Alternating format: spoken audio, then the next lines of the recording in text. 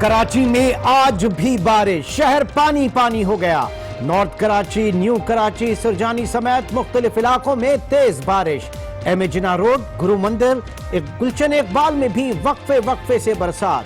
सड़कें तालाब बन गईं, ट्रैफिक की रवानी मुतासिर, शहरियों को शदीद मुश्किलात। महकमा मौसमियात ने मजीद बारिश की पेशगोई कर दी।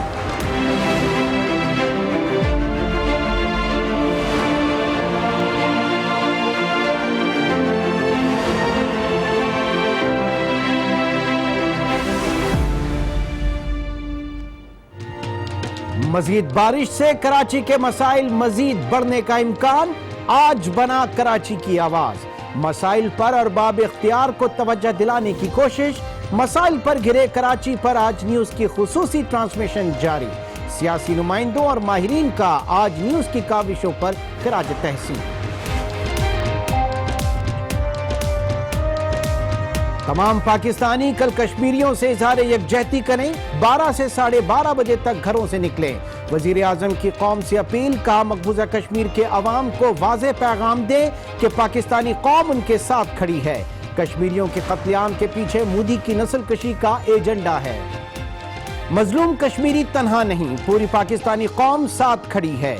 कल कश्मीरियों से यकजहती का दिन, तमाम बड़े शहरों में 12 बजे सिग्नल रेड हो जाएंगे, ट्रैफिक रोक दी जाएगी, सायरन बजेगा, पाकिस्तान और कश्मीर का तराना पढ़ा जाएगा, हुकूमती और सियासी शख्सियात सड़कों पर निकलेंगी।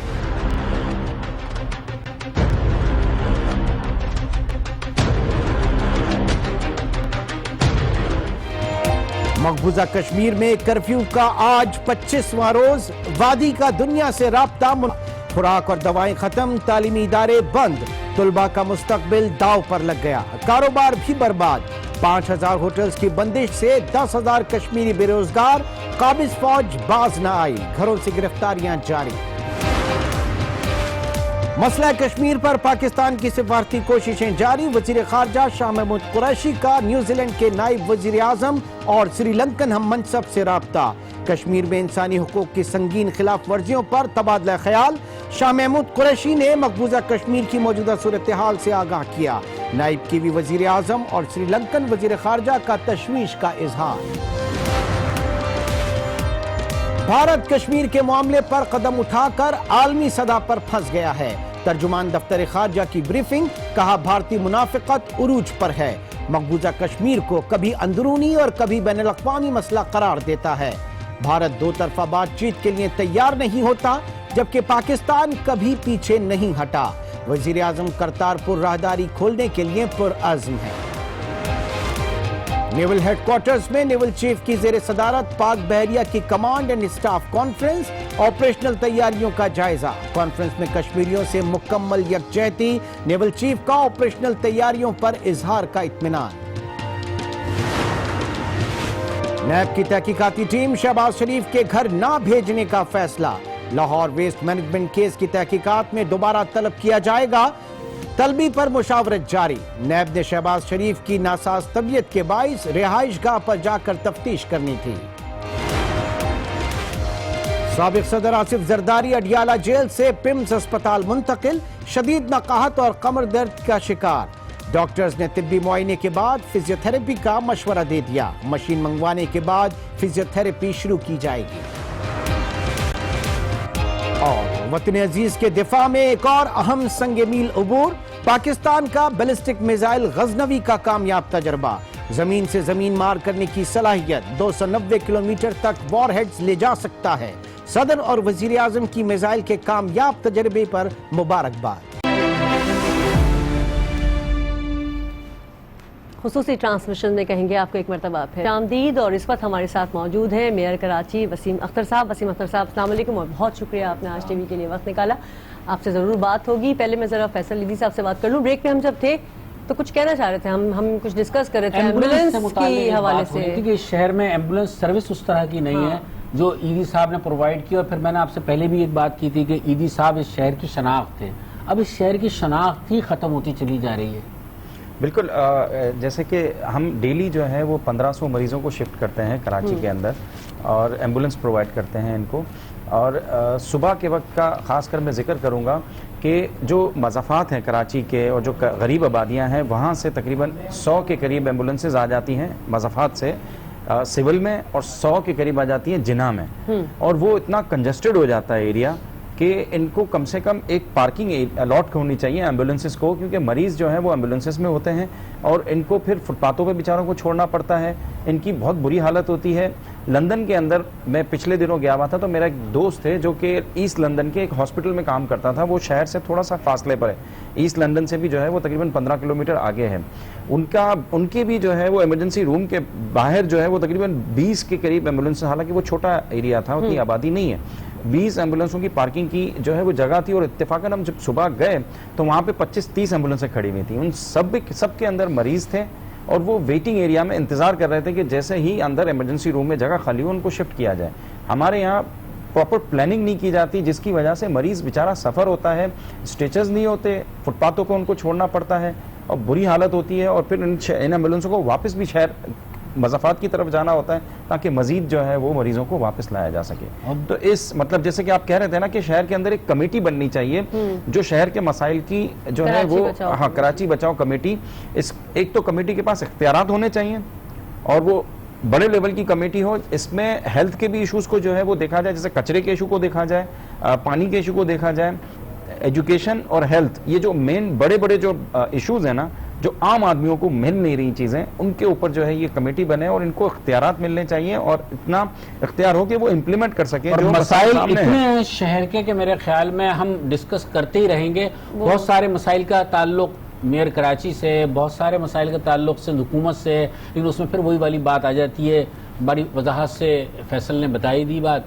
अब मेरे ख्याल में इख्तियारात की बात की है फैसल साहब ने, और जहाँ इख्तियारात का वर्ड आता है वो सबसे पहले दिमाग में नाम आता है वसीम अख्तर साहब का।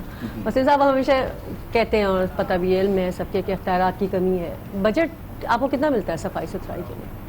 सफाई मेरी जिम्मेदारी है ही नहीं तो बजट नहीं मिलता। अच्छा, सफाई जिम्मेदारी है सॉलिड वेस्ट मैनेजमेंट बोर्ड की और 2 डिस्ट्रिक्ट की।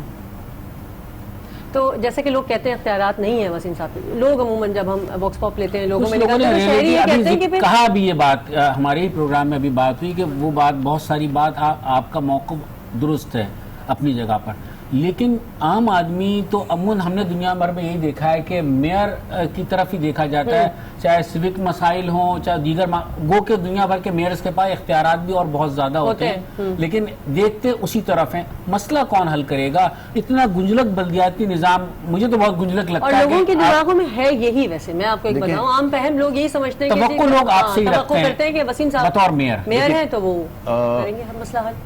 मैं अगर SLGA 2013 और जो एक्ट था 2001 का, उन दोनों को सामने रख लें जो इस काम में इन्वॉल्व हैं या जो जानते हैं इन चीज़ों को, और फ़र्क देख लें कि उस वक्त क्या क्या डिपार्टमेंट्स थे सिटी गवर्नमेंट के पास, आज KMC के पास क्या क्या महकमे हैं, साफ नज़र आ जाएगा। कंपैरिजन कर लें कि किस तरह से चल सकती है KMC। असल में देखें, प्लानिंग ही गलत है, डिसीशंस ही गलत हुए हैं। कराची को आपने 6 डिस्ट्रिक्ट में डिवाइड कर दिया, पहली गलती ये है। पूरे पाकिस्तान में जितने बड़े शहर हैं वो सब एक डिस्ट्रिक्ट हैं, ठीक है, 6 डिस्ट्रिक्ट्स। उसके बाद आपने 3 डेवलपमेंट अथॉरिटी बनाई हुई है एक शहर में, MDA, LDA, KDA। मतलब हंसी आती है। अब 6 कैंटोनमेंट्स हैं इस शहर में, एक DHA है इस शहर में, सॉलिड वेस्ट मैनेजमेंट बोर्ड अलग है, वाटर बोर्ड अलग है, बिल्डिंग कंट्रोल अलग है, ठीक है।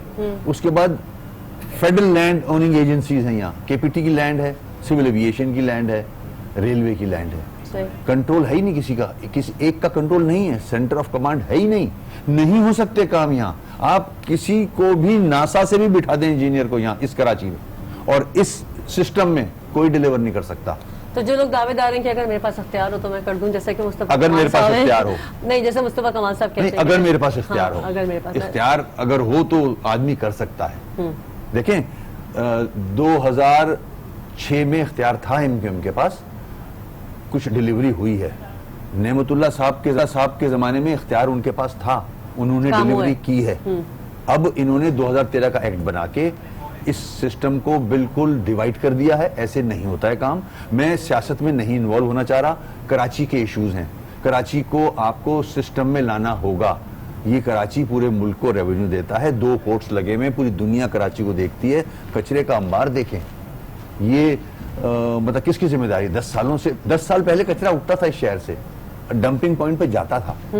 अब क्या हो गया? क्यों? अगर आप क्या हो गया सर? ये देखिए, सवाल है। मेरी सोच है, maybe I am wrong, experts और मुझसे भी ज्यादा पढ़े होंगे। अगर आप सॉलिड वेस्ट मैनेजमेंट बोर्ड के पैसे जो बजट में रखे जाते हैं अरबों रुपए, वो आप साइज के लिहाज से, पॉपुलेशन के लिहाज से डिस्ट्रिक्ट में डिस्ट्रीब्यूट करें, उनको मॉनिटर करें कि वो पैसा सही यूटिलाइज हो रहा है।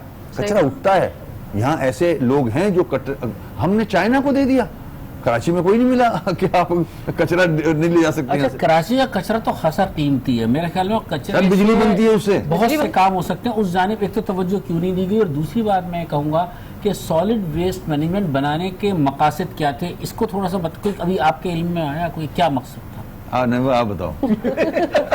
नहीं, मैं क्या बताऊंगा? मैं तो बड़ा सीधा मासूम, मुझे इतना पता है। माजरत के साथ फिर मैं कंट्रोवर्सी में नहीं पड़ना चाह रहा। कंट्रोवर्सी में ना चाहे, हमारी टीम भी यही है। मसला कराची का है, लोग सफर कर रहे हैं। हम तो टीवी टॉक शो में बातें करके निकल जाते हैं, लोग सफर कर रहे हैं। अभी मैं जहां से आ रहा हूँ, पूरा सेंट्रल घूम के आ रहा हूँ, ईस्ट घूम के आ रहा हूँ, लोगों के घरों में गटर का पानी अभी भी है, अभी भी है अंदर घर को। मैं देख के आ रहा हूँ। ऐसा हाल कभी था कराची में? नहीं, कभी नहीं था। जैसा अभी तो ऐसा कभी था? सुने, 10 लाख लोगों के लिए सिविल बनाया अंग्रेज ने, आज 3 करोड़ हो गए हैं। हमने कहीं सिविल चेंज नहीं किया है, कहीं फॉल्ट हुआ उसको चेंज कर दिया, रिपेयर कर दिया, हमने एडिशन कुछ नहीं किया। क्यों नहीं किया? क्या कराची से टैक्स नहीं मिलता? क्या मोटर व्हीकल टैक्स कराची से नहीं लिया जाता? सिग्नल कोई एक नजर आता है आपको ठीक? कोई ट्रांसपोर्ट ठीक नजर आती है? छतों पे लोग सफर कर रहे हैं। तो भाई अब बहुत हो गया, अब जो टैक्स कराची देता है उसको कराची में लगाएं। यहाँ के लोग बहुत मुश्किल में, बीमारियां फैल रही हैं, अस्पताल भरे हुए हैं, अस्पतालों में कैपेसिटी नहीं है। तो ये हम नहीं कर सकते, ये जितने बैठे हैं ना, हम कुछ भी नहीं कर सकते। मैं तो कहता हूं कि सिंध गवर्नमेंट रिस्पेक्टफुली सीएम साहब से कहता हूं, उनके पास सारे पावर्स हैं, फाइनेंशियल पावर्स हैं, बोल्ड डिसीजंस लें, रूल्स रिलैक्स करें। अपने मर्जी से तो लोग इमरजेंसी क्लॉज लगा लेते हैं। सर, बोल्ड डिसीजन तो लोग आपको भी कहते हैं, लोग कहते हैं भाई इस्तीफा दे दें। नहीं है तो फिर ये बात बेकार है ना। नहीं सुनिए, फिर हम नेगेटिव पे जा रहे हैं। नहीं, मैं नेगेटिव नहीं बता रही आपको। जैसे मैं एक बुजुर्ग शहरी को देख रही थी, मैं हाफिज साहब, वो ये कह रहे थे कि नालों में मैं चारपाइयां डाल के सोया करता था कभी, तो मैं तो सुन के हैरत ज़्यादा रह गई, कभी ऐसा था कराची? अब हमें ठीक करना है, बात पीछे नहीं जाना है, हम पीछे नहीं जाएं, आगे जाएं। गलतियां सबने की हैं, मैंने भी की हैं गलतियां, आगे जाना है, चीजें ठीक करनी है। किस तरह से देखें, Sindh government, federal government, prime minister साहब को चाहिए इस